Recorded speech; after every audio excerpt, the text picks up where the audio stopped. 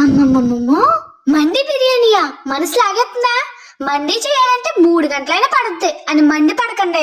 ముందు జాగ్రత్తలు తీసుకుంటే 33 నిమిషాలనే అయిపోద్ది. మొదలెట్టదండి. ముందుగా మండి మసాలా కోసం 2 చెంచాలు ధనియాలు, 1 చెంచా మిరియాలు, 5-6 లవంగాలు, 4 యాలక్కాయ, చిన్న జాజికాయ ముక్క, 2 ఇంచుల చెక్క, 4-5 యాలకులు, 1 చెంచా జీలకర్ర, అలాగే షాజీరా వేసి మెత్తగా పొడి చేసుకుని ఇందులో సగం పొడిని పక్కనెట్టుకోండి. మిగతా పొడిని ఒక ప్లేట్ లోకి వేసుకుని అందులో 1 చెంచా అల్లం పొడి, రుచికి సరిపడా ఉప్పు, 1 చెంచా కారం, నచ్చితే ఫుడ్ కలర్, 2 చెంచాలు నూనె వేసి బాగా కలుపుకుని 10 నిమిషాల పాటు ఉప్పు నీళ్ళలో నానబెట్టుకుని చికెన్ వేసుకుని మండి మసాలాతో మసాజ్ చేసి ఆఖరిని కొంచెం నిమ్మరసం పిండుకుని మరో 3-4 నిమిషాల పాటు మసాజ్ చేసి 3-4 గంటల పాటు పక్కనెట్టేసుకోండి. తర్వాత గ్యాస్ మీద ఒక గిన్నె, అందులో నీళ్లు పోసి పైన చిల్లు గిన్నె చికెన్ ముక్కలు పెట్టుకుని మూత పెట్టి పెద్ద మంటలో 10 నిమిషాలు ఉడికించుకున్నాక మూత తీసి ఇంకో వైపుకి తిప్పేసుకుని మళ్ళీ మూత పెట్టి మరొక 10 నిమిషాలు ఉడికించుకుని మూత తీసి ఉడికిందో లేదో చూసుకుని తీసి నీళ్లతో సహా పక్కనెట్టేసుకోండి. ఇప్పుడు ఒక కడాయిలో 2 చెంచాలు నూనె, అందులో ఉడికించుకున్న చికెన్ వేసి పెద్ద మంటలోనే 5 నిమిషాలు వేపుకున్నాక ఇంకో వైపు తిప్పేసుకుని 5 నిమిషాలు వేపుకుని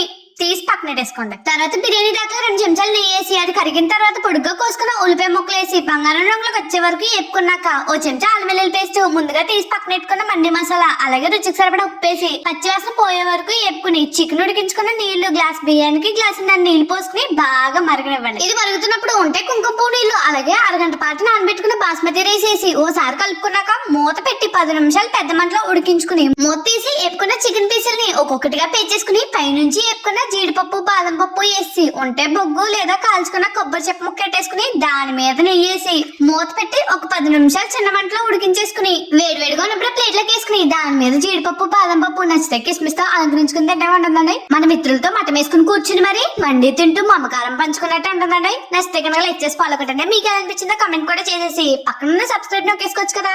ఉంటాను మరి.